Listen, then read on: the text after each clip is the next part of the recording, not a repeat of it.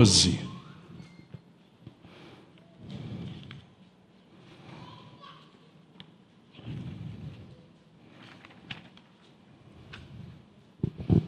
Atos, capítulo 12.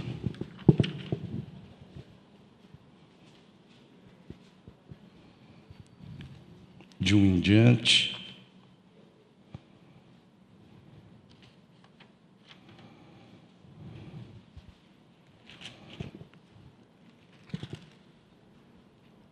Atos 12,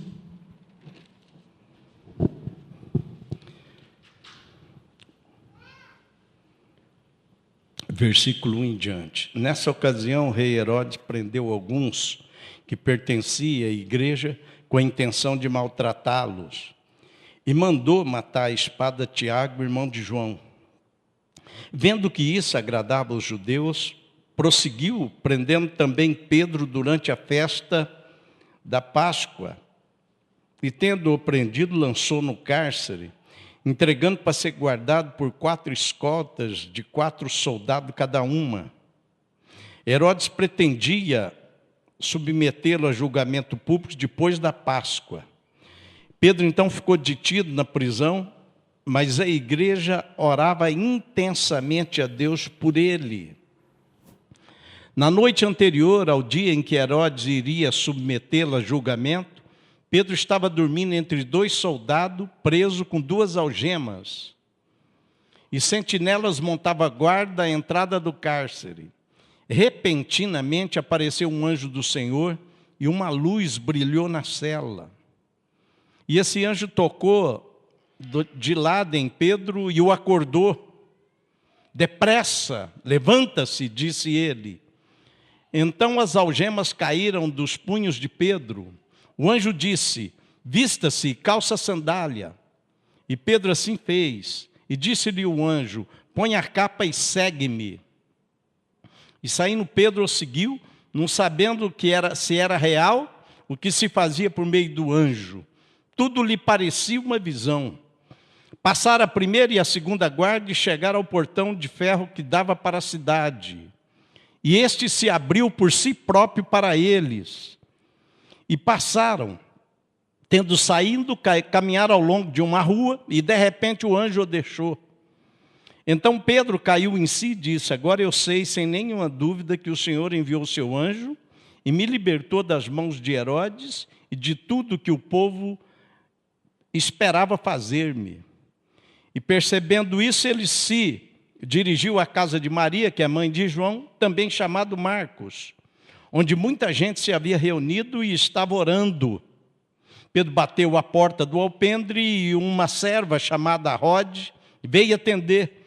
Ao reconhecer a voz de Pedro, tomada de alegria, ela correu de volta sem abrir a porta e exclamou: Pedro está à porta. Eles, porém, lhe disseram: você está fora de si. Insistindo ela em afirmar que era Pedro, disseram-lhe: deve ser o anjo dele. Mas Pedro, contudo, batendo, e quando abriram a porta, ouviram, ficaram perplexos. Mas ele fez sinal para que se calasse, descreveu como o Senhor o havia tirado da prisão e disse: contem isso a Tiago e aos irmãos. E então saiu dali e foi para outro lugar. Irmãos, para entender aquilo que nós queremos passar para vocês nessa noite, eu preciso de recordar Mateus 9. Mateus 9, capítulo 9, versículo 14 e 15, não está aí, eu vou citar para vocês. Os discípulos de João Batista, antes de se unir a Jesus, procuram Jesus e dizem a Jesus: por que é que nós e os fariseus jejuamos e os seus discípulos não jejuam? Jesus deu a seguinte resposta: não precisa deixar de participar da festa os convidados do noivo enquanto o noivo estiver com eles. Mas vai chegar um dia que o noivo vai ser tirado. Vocês podem ter certeza que eles vão jejuar. Nesse dia eles vão jejuar. Então, o que Jesus estava dizendo é o seguinte, que os 3 anos e meio que ele passou com os discípulos, ele é o noivo, ele bancou a festa. Então, eles não precisavam nem de jejuar, nem de orar, e nem de ler a Bíblia. Precisavam, mas não faziam isso. E você lê pela Bíblia que, vez ou outra, eles mostravam o analfabetismo que eles tinham do Velho Testamento. Jesus precisava de interpretar a Bíblia para eles. E eles ficavam pasmados quando Jesus estava orando e chegava a dizer: Jesus nos ensina a orar. E o jejum não fazia parte da sua caminhada. Ficaram em maus lençóis, segundo Mateus 17, quando chegou um menino que pulava no fogo, pulava na água, e o pai já tinha o discernimento que a situação daquele menino era de influência maligna, e eles não puderam expulsar. E Jesus chegou e expulsou, dizendo: olha, essa qualidade, essa hierarquia de demônio, só sai através do jejum e da oração. Então, quando Jesus estava fisicamente com eles não precisavam de esquentar muito a cabeça. Se surgisse uma demanda que precisasse de jejum, pois Jesus tinha uma vida de jejum. Se surgisse uma demanda que envolvia a oração, Jesus tinha uma vida de oração. Se surgisse uma demanda que envolvia a palavra, Jesus conhecia e interpretava a palavra do Velho Testamento muito bem. Mas Jesus deixou muito claro: olha, quando a minha presença física não estiver, eles vão ter que aprender isso. E o texto que nós acabamos de ler está em Atos. Jesus já havia morrido, ressuscitado, e segundo Romanos 8, está à direita de Deus. Portanto, eles tiveram que achar um caminho. A igreja inaugurada, nascida, sem a presença física. E eles começam, nas demandas que começaram a ter, nos enfrentamentos que começaram a ter, sem a presença física de Jesus, eles começaram a entender o que ele tinha falado. O noivo foi tirado. Agora essas disciplinas de oração, de jejum e da palavra precisavam ser incorporadas na vida deles. Então, se você pegar Atos 12, 5 e 12, você vai ver que o problema que eles estão enfrentando com, jejum, com oração. Ó. 12, 5, ó. Olha aí, texto que eu li. Então, Pedro ficou detido na prisão, mas a igreja orava incessantemente, intensamente a Deus por eles. E a oração começa a incorporar a vida da igreja. Se você pegar o versículo 12, você vai ver a oração outra vez. Ó. Percebendo isso, ele se dirigiu à casa de Maria, mãe de João também, chamado Marco, onde muita gente se havia reunido e estava orando. O noivo foi tirado. A oração começa a fazer parte da vida dos cristãos do primeiro século. Mas a palavra também, ó, 12, 24, ó. Olha aí, ó, 12, 24. Entretanto, a palavra de Deus continuava a crescer e a espalhar-se. Eles não só oravam, como a palavra, a Bíblia, começou a fazer parte integrante da vida deles. A palavra edificava eles, trazia crescimento, e por trazer crescimento, se espalhava até quem não conhecia a palavra. Mas você vai no capítulo 13, você já vê a outra disciplina, ó, 13, 1. Olha aqui, ó. Na igreja de Antioquia, havia profeta e mestre, Barnabé, Simeão, chamado Níger, Lúcio de Cirena, Manaém, que fora criado com Herodes, o tetrarca, e Saulo. Enquanto ele servia o Senhor e o adorava, e jejuando, disse o Espírito Santo: separe Barnabé e Paulo para a obra que eu tenho chamado. Então, antes, andando com Jesus, Jesus era o noivo. Jesus tinha a estrutura de jejum, de oração e a estrutura da Bíblia, ele conhecia a Bíblia. Com a saída do noivo, a igreja começa a colocar essas disciplinas em prática. A gente chama de tripé cristocêntrico. A gente vem e fala para o povo, é preciso jejuar, é preciso orar, é preciso de ler a Bíblia. Mas a gente sabe que a grande maioria de nós não tem essa disciplina, porque ela é tão difícil como a disciplina de caminhar. Sabe, quando vai ficando com uns quilos a mais, o médico começa a mandar você caminhar, é triste. Só que quando você começa a caminhar e libera dopamina na sua vida, você não para nunca mais, principalmente nós, os mais velhos, que vai lá fazer o exame e as taxas estão tudo em dia. A dopamina está lá em cima, então a gente não olha o cansaço, há um prazer. Entendeu? O jejum, a oração e a leitura da Bíblia, a gente precisa de perseverar nele até liberar a dopamina cristocêntrica no nosso cérebro. O prazer vai ser enorme. Jesus tinha o maior prazer. Para ele orar, jejuar, ler a Bíblia, interpretar a Bíblia, era a vida dele, a estrutura dele. E os discípulos aprenderam com ele. Então, essa estrutura, esse tripé. Você imagina se você só jejua, você tem uma perna só. Uma hora você vai cair. Não dá para andar com uma perna só. O equilibrista pega um pau e põe em cima, começa a andar em cima de um pau assim, ele vai cair. Mas tem aquele que anda, talvez jejum e oração um tempo, aí é duas pernas. Mas jejum, oração e a Bíblia, esse arroz com feijão, é um tripé. O tripé não cai. E aqui você está no nascedouro da igreja, nos primeiros enfrentamentos dela, sem a presença física de Cristo. Por que que eles tinham um movimento? E por que que ficou tão intenso? As três áreas principais da vida de um cristão: oração, jejum e leitura bíblica. O capítulo 13, diz que eles, no versículo 2, enquanto servia ao Senhor e adorava em jejum. Esse servir aqui e adorar, no original, grego, vou trazer uma palavrinha grega aqui, significa latreia, que na tradução para o nosso português ficou culto. E o culto, do jeito que a gente conhece, romanizado, não tem nada a ver com isso daqui. Culto para nós, que já vem de tradição romanizada, é vir no domingo aqui e ir embora para casa. Culto bíblico, dentro do original, culto é prestar um serviço a Deus 24 horas. Então, para a igreja primitiva, jejuar, orar e ler a Bíblia era prestar uma adoração, era prestar um culto. Portanto, nessa noite aqui, o que eu estou fazendo é prestar um culto. Eu estou vindo aqui trazer a palavra.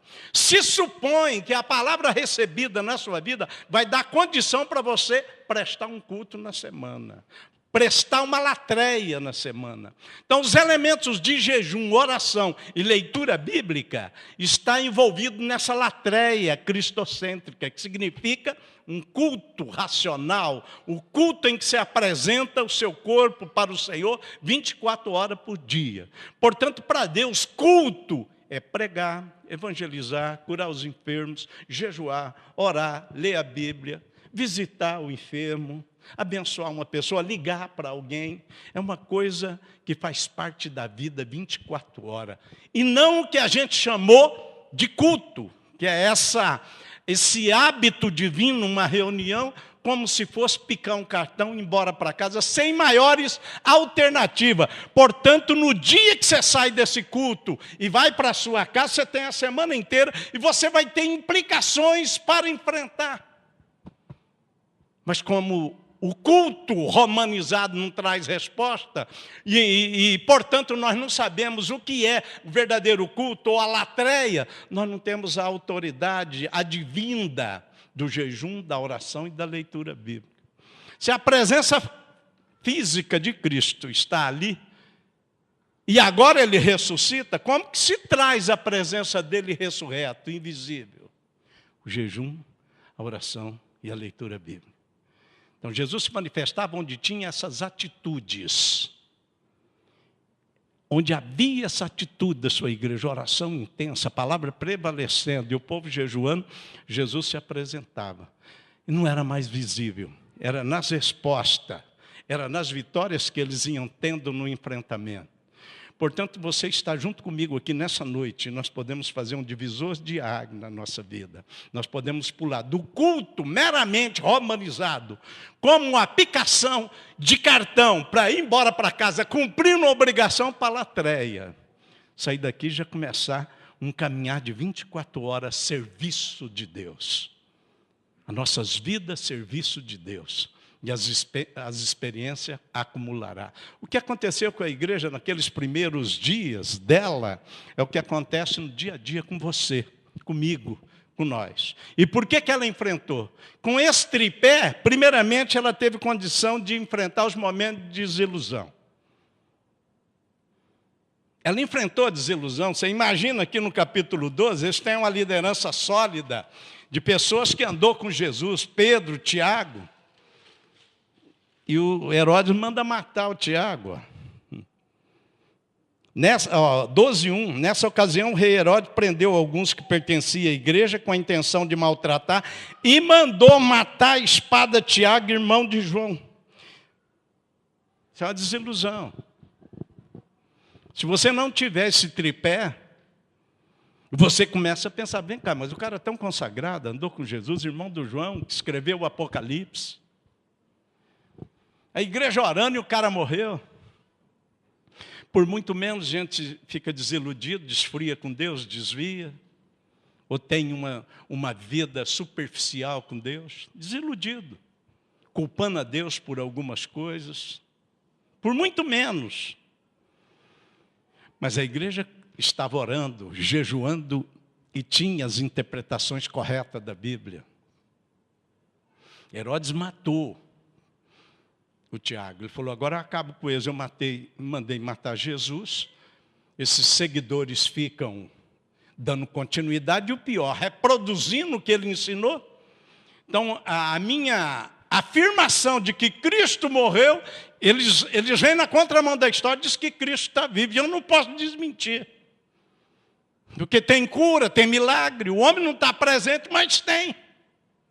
Então, deixa eu pegar o mais famosinho deles. Quem é? Fez um levantamento, é Tiago. Agora é o que comanda a turma aí, é o que organizou tudo. Então, pega ele e traz aqui, pumba. Naquela vez eu matei Jesus, eles se acovardaram e correram. Mas nessa vez não. Naquela vez, eles ainda não tinham uma ação do Espírito Santo, portanto, não tinham uma estrutura do tripé, jejum, oração e a estrutura da palavra. Eles correram, mas agora não, agora eles têm a estrutura. Eles continuam orando. Eles não deixam a desilusão vir. Nós servimos a Deus e, graças a Deus, estamos dentro de um país onde nós temos liberdade. Mas aqui pertinho, aqui no México, na Colômbia, tem muita perseguição em cima de cristão. Aqui pertinho, aqui. Não estou nem dizendo a Coreia do Norte, não estou dizendo os países orientais, a Arábia Saudita. Eu não estou nem dizendo onde está o nosso missionário, na China ou no Senegal, porque sabemos que o trabalho que eles fazem é conspiratório, não é visível, porque a perseguição muçulmana, tanto na China o comunismo e no Senegal o islamismo é violenta. Mas estou dizendo aqui na Colômbia, irmão. Estou dizendo aqui. Onde os irmãos convertem, sabem que amanhã pode morrer. Por causa da sua fé. Então, naqueles momentos, a igreja aprendeu a enfrentar, através da estrutura do tripé, jejum, oração e leitura bíblica. Eles tinham um coração voltado e prontos para enfrentar a desilusão. Possivelmente eu estou diante de gente desiludida aí, alguns no ano 2013, alguns nos anos 50, 60, 70, com alguma desilusão mal resolvida dentro, vindo de diversos pontos, que nunca foi resolvida. E estão aqui diante de mim. E o Espírito Santo está aqui para tirar essa desilusão. Talvez você se desiludiu com o seu patrão, com o seu empregado, com a sua noiva, com o seu filho, com o seu pai ou com a sua mãe. Desiludido com a perda real, como perder o Tiago. O Senhor está te convidando para resolver a tua vida. Nessa noite você vai ter condição de vir aqui na frente, colocar a sua desilusão no altar de Deus, para você retomar a sua vida. A igreja iniciou, irmãos, e nem tirando seu líder principal, Tiago, ela não recuou. Ela continuou caminhando. Não havia mais meio do inferno, nem do homem de carne e osso, desiludir eles, acovardar eles e fazer eles recuarem diante das implicações de ser um cristão no primeiro século. Mas o jejum, a oração e a leitura bíblica também levaram eles a vencer o medo. Vencer o medo. Se mata Tiago e não para, olha que diz o capítulo 12, e vendo que agradava o judeu, prosseguiu prendendo também Pedro durante a festa. Aí ele é bonzinho, não vamos matar o cara durante a Páscoa, não. Foi que nem Jesus. Vamos deixar passar a Páscoa, eles são bonzinhos. A Páscoa, não vamos matar, não. É como se a gente dissesse assim, vamos separar o Luciano para matar, mas é ceia, sábado, vamos deixar para matar ele na outra semana. Sabe, os caras são bonzinhos. Olha a Páscoa, não mata o Pedro, não. Mas é o que Jesus pensava, é o que Jesus precisava. Essas festas duravam 3 dias, e naqueles 3 dias a coisa mudou. Mas para gerar medo. O Herodes queria gerar medo, o inferno quer gerar medo. Todo medo que você enfrenta, exacerbado, que te torna passivo, passiva, que não deixa você enfrentar um concurso, não deixa você enfrentar um relacionamento, não deixa você enfrentar um ministério, você tem desejo de ser usado pelo Senhor. Todo medo que você enfrenta, o medo de arrumar um namorado ou uma namorada, de casar, o medo de não dar conta disso e daquilo, isso vem do inferno. Tem um medo normal que é bom, ele é da alma, não deixa a gente passar o sinal vermelho, não deixa a gente ficar fazendo gracinha lá no 20º andar, assim, na beirinha. Isso é bom. Mas o medo que inexplicavelmente nos invade em situações históricas e nos faz petrificar e parar, esse é infernal. E Herodes sabia, ele já tinha feito eles correrem, já tinha feito Pedro negar, já tinha feito Judas trair e se matar. Ele pega Tiago, prepara Pedro e fala, agora a gente invade eles com medo. Além de causar uma desilusão neles, a gente mete o medo e esse grupo de pessoas vai parar de perturbar a ordem minha aqui. Nesses 3 dias, ele tentou meter o medo neles. Mas quem ficou com medo foi ele, porque ele assistiu uma cena terrível. Olha no capítulo 12, versículo 21. Não é eu que tenho que estar com medo. É o diabo. Ou quem ele levantar para me atingir. Eu não preciso de lutar. Olha o 12, 21 que aconteceu com Herodes, No dia marcado, Herodes, vestindo sua traje real, sentou no seu trono e fez um discurso ao povo. E o povo, cheio de média, começou a gritar, é voz de Deus e não de homem. Visto que Herodes não glorificou a Deus, imediatamente o anjo do Senhor o feriu e ele morreu comido por verme. Você imagina a cena? Eu não consigo imaginar a cena. Nem no Crepúsculo, esses filmes novos aí, você não vê. Nem Guerra de Titãs. Nem no Pânico 3, você não vê um negócio desse aqui. Pânico 3, 4, 5, já está no 5º, né? Você não vê. Mas presta atenção, o cara vive e os vermes comendo o cara. O anjo foi, tirou Pedro da prisão e falou, vai embora para onde você tem que ir, que eu tenho que acertar uma continha aqui, antes de eu voltar para o céu. O cidadão não queria meter medo? Eu tenho que acertar uma continha. E disse que o anjo foi lá. O anjo não foi embora. O anjo não vai embora. Entendeu? O anjo está livrando a gente, quer a gente enxerga ou não. Se Pedro, que era assim com Deus, o primeiro estrategista, evangelista, não tinha muita noção se era um anjo ou não era, depois ele caiu em si. Já pensou quantas coisas os anjos já fez por você e você nunca caiu em si? Nunca caiu em si. Você já pensou? Você não precisa de ver, a Bíblia diz que eles estão aí. Se Pedro teve aquela dúvida, quem tirou ele da cadeia? Quem que fez aquela ação pública com Herodes? Então não sou eu que tenho que ser comido pelo medo, pelo verme. O medo é um verme, meu irmão. E vai comendo. Vai comendo a gente devagarzinho. É Herodes que tem que ser comido. Não é nós. Não é você. Não é eu. Portanto, você está começando o ano, você pode pegar todos os seus sonhos, tudo aquilo que você teve medo de enfrentar, pode pegar de volta, porque o Senhor é contigo. O Senhor vai retomar a sua vida. Tudo que você tinha medo, você vai enfrentar agora.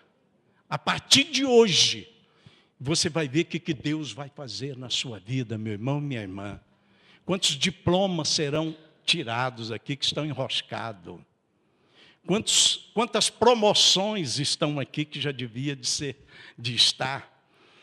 Quanto trabalho próprio, quantas empresas vão começar a surgir a partir daqui? Quanto potencial vai vir que o diabo não deixou por conta do medo? É aquela vozinha que vem, mas você não tem condição. Você não estudou, você é preto, você é branco, você é baixo, você é alto, você é burro. Vozinha, solilóquio satânico. E a gente não percebe. Solilóquio, cuidado com o solilóquio.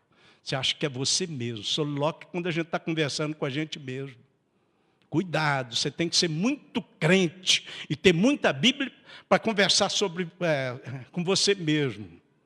Grande parte da conversa que a gente tem conosco mesmo, a metade, 50%, é produzida no inferno pelo diabo. E a gente vai assentando, então, não é mais você. Todo momento que você paralisou com medo e não seguiu à frente, obedecendo esse solilóquio satânico que te desmotivou emocionalmente, o demônio ganhou a parada. O Senhor quer retomar isso. Não tem nada que você não possa fazer. Desde andar num carrinho de rolemã, até pilotar o Apolo 13, você pode fazer. Se o seu desejo é fazer um carrinho de rolemã e não conseguiu até hoje por medo, você vai fazer o seu carrinho de rolemã. E eu sou o primeiro a te empurrar a ladeira abaixo. Se o teu desejo é fazer uma viagem e entrar na NASA, você vai entrar. Tem tantos brasileiros em posição estratégica. Tem tantos brasileiros em posição estratégica pelo mundo hoje. Você sabia que um dos sócios do Google é brasileiro, mineiro? Você sabia? Você sabia que é ele que pensa essa autotecnologia no Vale do Silício? Você sabia que ele, mais o grupo do Google, já pensou o carro sem motorista? E já está funcionando na Filadélfia? Você está assistindo um filme, você pode mandar o teu carro te buscar. Isso já está acontecendo lá na Filadélfia. Você sabia que Elias foi levado num carro de fogo, irmão, sem motorista, sem nada? Você sabia que tem tantas coisas que você podia fazer, mas o diabo não deixa, porque ele diz que você é uma titica. Uma titica, para não falar outra palavra, eu estou em público. Mas ele fala na orelha a outra palavra. Paulo falou que considera os medos e as coisas que ele enfrentou como estrume. Ele pôs estrume de vaca, tá? Mas é titica. O Senhor quer levantar a sua vida. O jejum, a oração e a palavra vai ser o tripé que vai te dar condição de vencer o medo desse ano e de avançar terrenos, territórios que você não avançou. Porque a Bíblia está dizendo em Josué 1,3, todo lugar que pisar a planta do teu pé eu te dou. Você sempre teve desejo de pisar a planta do teu pé muito longe. A fé tem sola.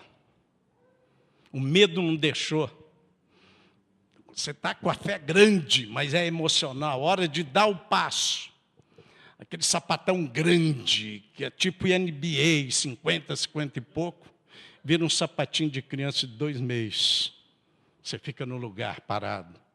Onde pisar a planta do teu pé, Deus está dizendo, seu pé tem que ser grande, meu irmão.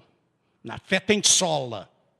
Não tenha medo. O que você consegue imaginar, visualizar, desenhar, escrever? É lá que eu quero te levar.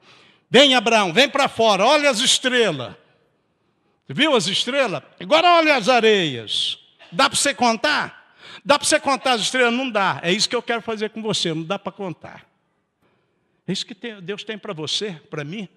Mas a gente não alcança por conta do medo. O inferno não deixa nós desenvolver o nosso potencial cristocêntrico que precisa ser desenvolvido aqui antes do arrebatamento. O Senhor quer fazer algo novo aqui nessa noite, meu irmão. Quer tirar você desse lugar de conforto masoquista. Porque vai indo, a gente arruma um lugar de conforto masoquista. Sofre, mas não sai dali. O medo não deixa. E por fim, além desse tripé, jejum, oração e leitura da palavra, nos ajudar a vencer a desilusão e o medo, ele não deixa a gente abaixar a guarda. Quando está tudo bem, a gente precisa dele ainda, não pode abaixar a guarda. É isso que a gente defende aqui no capítulo 13. Havia na igreja de Antioquia, profeta, mestre, o Barnabé, o Níger, Lúcio de Cirene, Manaim, foram criados com Herodes, está tudo bem aqui, ó.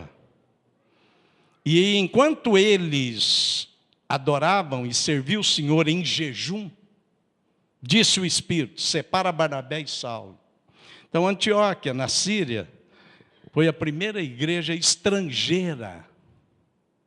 Jerusalém estava travado, porque os judeus convertidos, Pedro, João, Tiago, não entendiam que o evangelho tinha que ir para o estrangeiro, era coisa reclusa do judeu.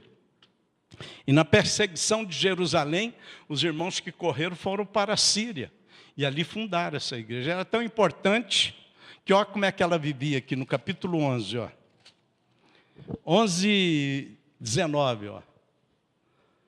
Os que tinham sido dispersos por causa da perseguição desencadeada com a morte de Estevão, chegaram até a Fenícia, Chipre e Antioquia, anunciando a mensagem apenas ao judeu. Alguns deles, todavia, cipriota e sirineu, foram a Antioquia e começaram a falar também aos gregos, contando-lhes as boas novas a respeito do Senhor Jesus. E a mão do Senhor estava com ele, muitos crentes se converteram ao Senhor. E notícia desse fato chegou aos ouvidos da igreja em Jerusalém, e eles enviaram Barnabé a Antioquia. Este, ali chegando e vendo a graça de Deus, ficou alegre e animou a permanecer fiel no Senhor de todo o coração. Barnabé era um homem bom, cheio do Espírito Santo e de fé, e muitas pessoas foram acrescentadas ao Senhor. Então Barnabé foi a Tarso e procurou por Saulo, que é Paulo, e quando encontrou, levou para Antioquia. Assim, durante um ano inteiro, Barnabé e Saulo se reuniram com a igreja e ensinaram a muito. Em Antioquia, os discípulos foram chamados pela primeira vez de cristão. Não foram chamados de missão Atos, nem de batista, nem de metodista, nem de católico. Foram chamados de cristão. Porque já eram discípulos. Ó. Em Antioquia, os discípulos foram chamados pela primeira vez de cristão. Esse é o maior trabalho. Esse culto que a gente frequenta só passa a ser latreia quando você deixa de ser frequentador e passa a ser discípulo. E quando você é discípulo porque você já pode ser chamado de cristão. Que a palavra no grego para cristão é pequenos Cristo, parecido com Cristo. Cristo foi o mestre e eu saí parecido com ele. É uma revolução. Aqui você não abaixa mais a guarda. Um discípulo não abaixa mais a guarda. Aqui está tudo bem. A igreja estrangeira fortalecida, enviando gente para o campo. Mas eles estão ali na latreia, continua servindo, prestando um serviço em jejum, oração e com a base da palavra. Eles não abaixam a guarda ali. O discípulo não abaixa a guarda. Então, a grande tarefa do Espírito Santo é transformar frequentadores em discípulos, para que através desses discípulos, eles possam ser chamados de cristão, de pessoas que estão representando Cristo e a serviço de Cristo, prestando um culto, uma latreia, 24 horas por dia. É isso que Deus quer fazer com você. E se Deus tiver a chance de atingir o seu coração, nessa noite, nesse local, você vai começar a construir uma nova história com o tripé: jejum, oração e leitura da Bíblia. Será mais fácil quando vir a desilusão? Será mais fácil, mesmo com medo, avançar? E você não vai abaixar a guarda quando tudo estiver bem. Deus vai te levar à conclusão daquilo que Ele escreveu no seu livro para a sua vida. Ele quer fazer algo novo com você. Ele quer tocar o seu coração. Ele quer te libertar nessa noite. Ele quer que você deixe de ser mero frequentador. Ele quer que você seja discípulo. Porque Ele quer, pela primeira vez, te chamar de cristão. É do cristão que Ele precisa. Daquele que presta serviço. 24 horas. Esse é o culto, essa é a Latreia.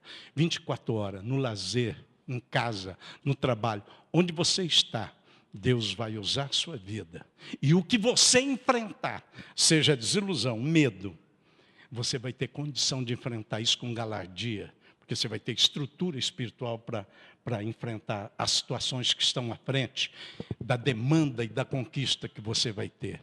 Meu irmão, se é coisa grande que Deus tem para a sua vida, você tem que crer, então grandes obstáculos terão pela frente. Se você é um discípulo chamado de cristão, os obstáculos apenas vão estar disfarçados em oportunidade. O cristão vê os obstáculos como se fosse oportunidade. Obstáculo para cristão é apenas oportunidade disfarçada. Eles veem oportunidade. Portanto, eles se mantêm firmes, mesmo no momento da luta e da batalha. É isso que Deus quer para você nessa noite aqui. Perseverando em jejum, oração e na palavra. E assim, juntos, venceremos a desilusão, venceremos o medo, e a nossa guarda não cairá. A maioria de nós começa o ano empolgadíssimo. Mas a maioria de nós no carnaval se afunda na quarta-feira de cinza, vira cinza. Não é isso. Deus quer dar continuidade naquilo que Ele tem para a sua vida. Você fica em pé, por favor.